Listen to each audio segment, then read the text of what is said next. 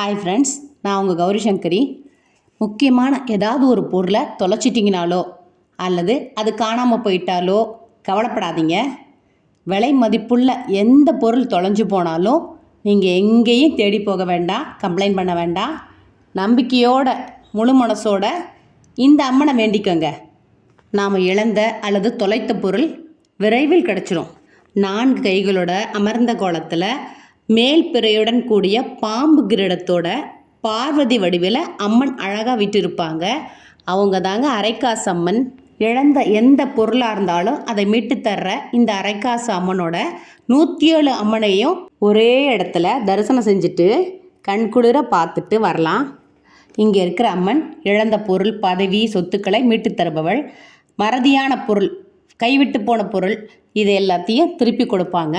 அரைக்காசு அம்மனோட இருக்கிற இந்த 107 அம்மனையும் தரிசனம் செய்யும்போது தொழில் தடை, திருமண தடை, குழந்தை பாக்கியம், கிரகத்தடை இது எல்லாமே சரியாயிடும்.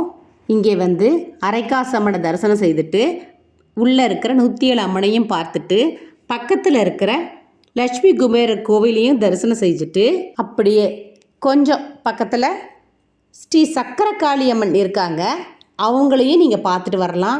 ரொம்ப அமைதியான கோலத்தில் அழகாக விட்டிருப்பாங்க. சக்கரகாளியம்மன் கோவிலுக்கு எதிர்ப்புறத்தில் சாய்பாபா கோவில் இருக்குது. சாய்பாபாவையும் நீங்கள் கும்பிட்டு வரலாம். அங்கேருந்து ஒரு 2 நிமிஷம் தூரத்தில் பொன்னியம்மன் கோவில் இருக்குது. இங்கே போனீங்கன்னா ரொம்ப அமைதியான ஒரு சூழ்நிலையில் பொன்னியம்மன் விட்டிருப்பாங்க. அவங்களையும் நீங்கள் பார்த்துட்டு வர முடியும்.